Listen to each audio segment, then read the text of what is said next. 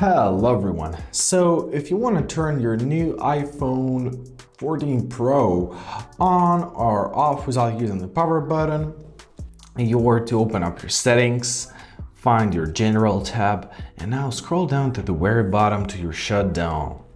Now press shutdown and simply swipe the slider to turn your iPhone off. And basically that's it. That's how you turn it off. Now if you want to turn it on without using anything, grab your iPhone cable. Let's connect it to the charging port. So connect one side to the charging port which we are using and connect the second side to your iPhone.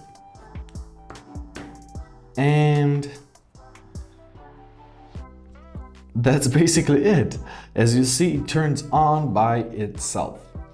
I hope this video is helpful. Thank you so much for watching and have a great day.